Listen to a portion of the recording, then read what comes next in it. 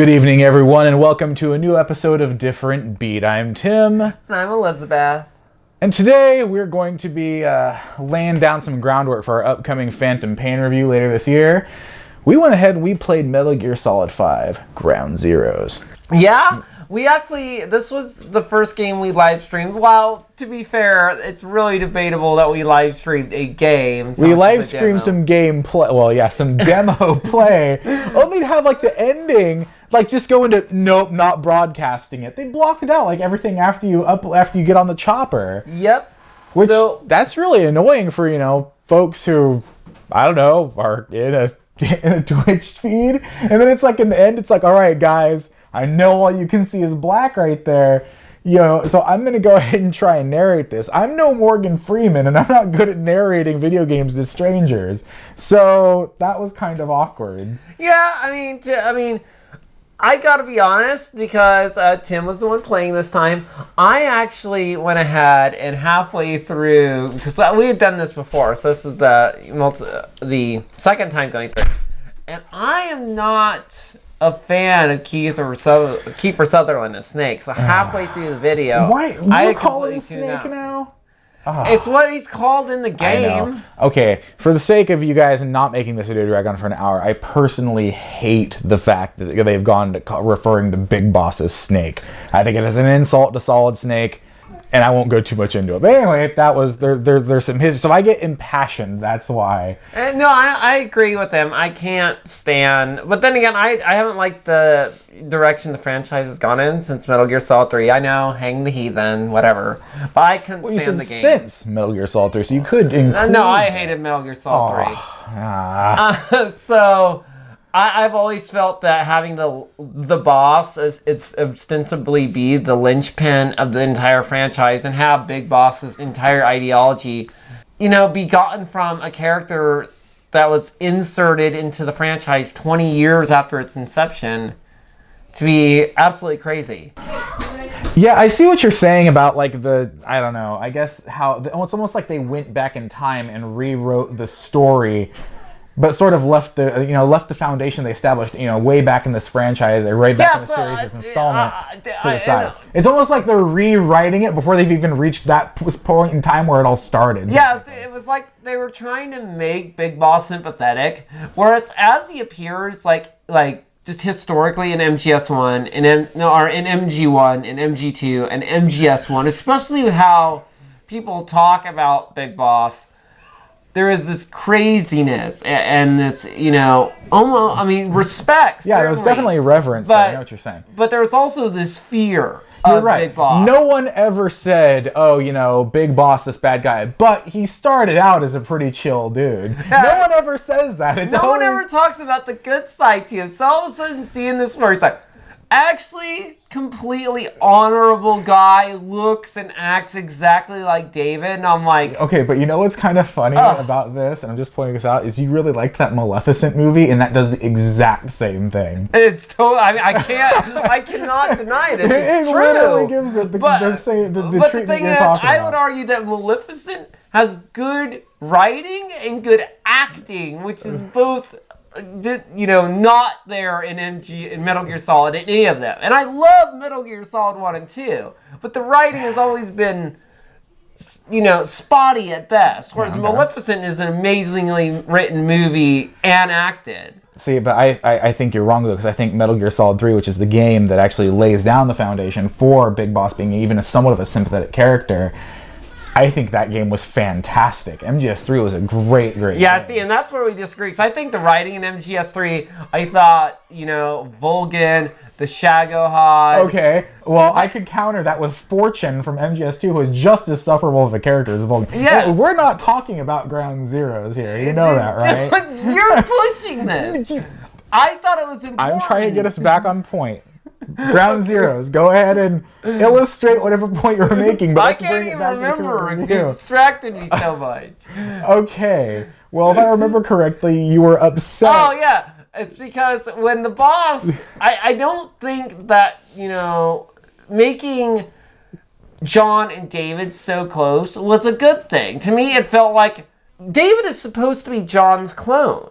but inadvertently or Snake on is supposed purpose. to be Boss's clone. Yeah, it's like they retroactively turned John into John into David's clone. So Naked or Big Boss is really a clone of Solid Snake, just like in presentation, and it's weird, and I don't like it. I never have. I see, but I don't know what sort of canon was established in Peace Walker, but I really think that just what we know of Ground Zero so far is where you're going to start to get a lot of that controversial, his vision. They're probably going to sort of turn him into sort of how Solidus was. Solidus in MGS2 was an amazing villain because even though he was so messed up and had all the wrong ideas, he really is actually trying to be the good guy. I know. He sincerely believed what he was doing was right. I agree, but my point is, at least thus far, I've yet to been able to buy into this man is going to be Big Boss from Metal Gear 1 and 2 and Metal Gear Solid 1. And then, only time will tell. And then his appearance in Metal Gear Solid 4 gives me no hope that they can transition him there, because again,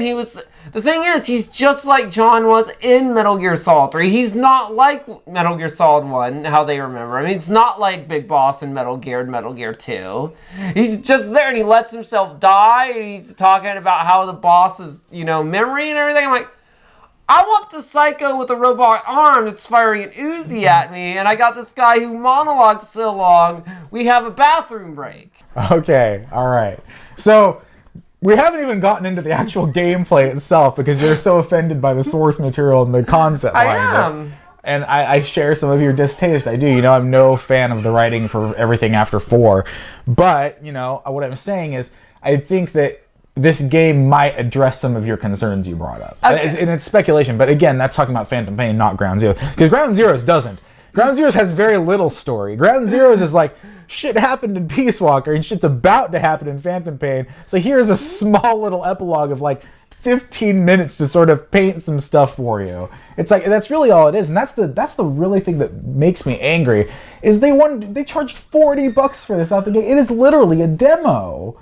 It's a demo. I mean, the first time I played it, I was through it in 15 minutes. The second time I played it last night was a half hour. That's because I didn't want to just run straight to the end of it, even though you know how to. I mean, the clues they give you are so fast, and the map's not that big, so it's like you can... And so, I don't know. It's asinine they want to charge that much. I think it's on PlayStation Plus right now. It's free, and that was a great price for it, because that's what it should have been all along, as far as I'm concerned. I moved past the price pretty quickly. It ended up not being such a big issue to me. And honestly, it's like... Had you paid $40 for it, it would have been. Yeah, but not even you did, so I don't know why you're ranting about it if that's your criteria. I paid $10 off Amazon, so it works out. Nothing in Ground Zeroes, and I know that, this is not the popular opinion, but it's like nothing in Ground Zeroes has made me excited, because I'm an old school Metal Gear Solid fan. I loved Metal Gear in Metal Gear 2. I loved when I played them on the MSX versions of MGS 3 Subsistence. I loved Metal Gear Solid 1 and Metal Gear Solid 2. They're in my top 10 games of all time. Heck, I even liked Metal Gear Solid VR missions, for crying out loud. Yeah, I mean, it wasn't bad. And hell, I love Metal Gear Acid 1 and 2. I really do. They're great games. And yet, I didn't like MGS 3. I couldn't stand Metal Gear Peace Walker. Not Peace Walker. Portable Ops. And the whole Null storyline. Give me a break. It was so bad. Thankfully, as far as I've been told, it's pretty much non-canon. But still, there is one thing about Phantom Pain, though, that actually gives me hype I have not seen since the Tinker episode in Metal Gear Solid 2. We're not talking about Ground Zeroes, though. Yes, we're reviewing Ground Zeroes. It's the groundwork. So the gameplay of the game is, just like any other Metal Gear Solid before, nothing really changed there, except the inventory system's completely different now. As before, you could hold 15, 16 guns, every kind of grenade, cigarettes, rations, whatever. Mm-hmm. You had unlimited pockets. You had bags of holding you carried around with you everywhere. Mm-hmm. But in this one, it's gone to a much more traditional style of inventory management, where you have essentially 4 categories. Sometimes it goes up to 6 or 8. Mm-hmm. But essentially you got your health item, your grenade type, and then a two-handed weapon, one-handed weapon menu system, and you can only carry one of each kind of gun. So it totally moves away from that, past Metal Gear Solid where you were a walking arsenal.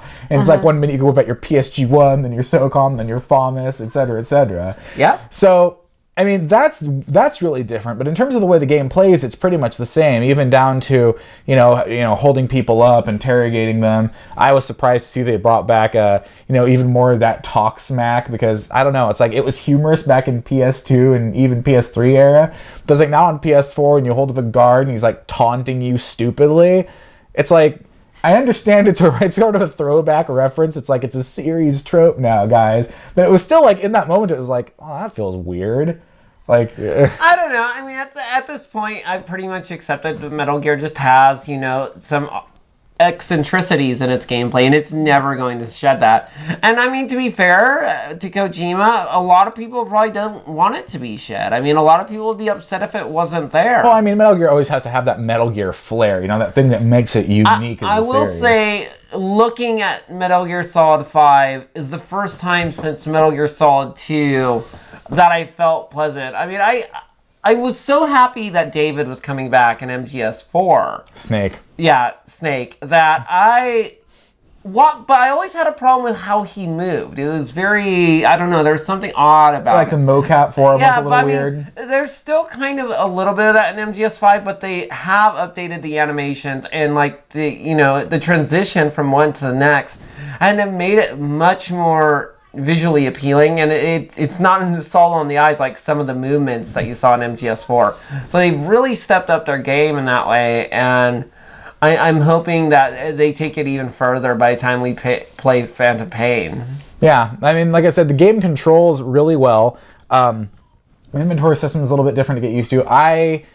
In terms of presentation, though, I mean, the graphics were pretty good. I mean, there were some things you could get really picky about, but, nothing critical against it. The sound in the game was just fine, no complaints there. My problem, and I know this is petty, and it's only because I'm a fan of old, the old Solid Snake and David Hayter's voice acting, but it's just like, when I heard that they were giving Boss his own voice, Kiefer Sutherland, I was actually really happy about that, because in establishing Big Boss as a character, I understand that, they're trying, in Metal Gear Solid 3, you're trying to introduce this guy who looks exactly like Solid Snake and have him be, the foundation for what is Big Boss. And so I understand in sort of a new game to introduce him as a character, giving him Solid Snake's voice, I guess, just make the player feel more comfortable, But it's like, every other clone has their own voice. I would think, and even Big Boss in Metal Gear Solid 4 had his own voice. He wasn't, Well, to be fair, this is an English-only thing. Outside of Liquid, they all share the same voice. Solidus is voiced by Solid. And then Big Boss in MGS4 and MGS5 is voiced by Solid in Japan. Okay, but this is my experience of the game I'm talking about here. That's all I'm saying. Okay. I am happy Boss has his own voice now, because I feel agreed with this, and because I didn't like the fact that because in my mind, giving him the same voice and always calling him Snake, it was almost like they were trying to replace Solid Snake with now Big Boss and sort of make them one and the same, and I didn't appreciate that. No, I agree. So I was happy to find out that in this game he was going to have a different voice actor, and I was really happy it was going to be Kiefer Sutherland, because I think Kiefer Sutherland has a pretty good voice. I loved him in 24. I know he can really get gruff and really intimidating sounding. So I was like, all right, cool. Let's give this a shot. I'm excited to see what this has to offer. Sadly, though, I really, really, really wasn't impressed with his voice acting performance.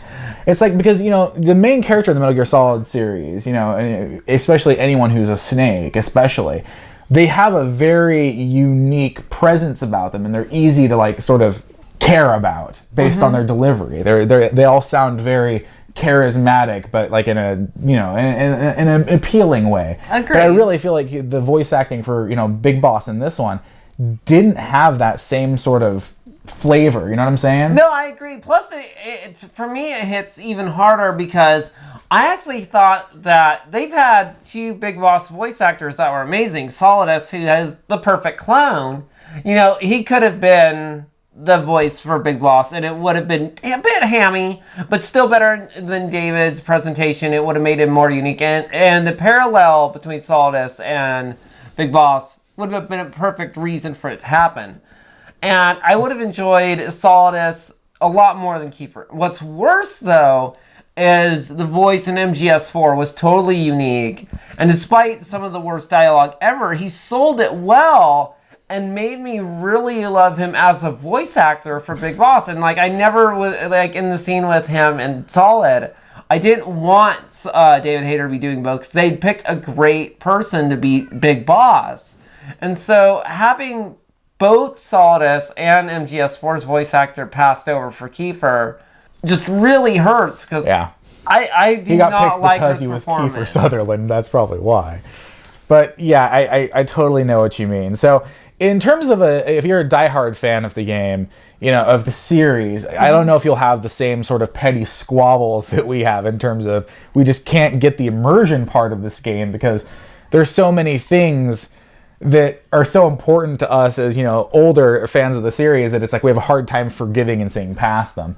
So, I mean, technically the game is fine. I mean, it plays just fine. The controls are relatively smooth if you're not really rusty at Metal Gear. It has a lot of new additions. I think it's definitely going to be able to spice things up and make it so some of the people that were waning on the franchise, because while 4 was very popular, I think there needed to be a shakeup from the linear structure that it and MGS3 had, and this definitely has that. Yeah, we saw a very small piece of that though, because the part of the game we get to play is a tiny little military. Yeah, but even with that, I think there was enough extra to do, and there's enough ways to run around using the vehicles the way they allowed, and just interacting with the environment.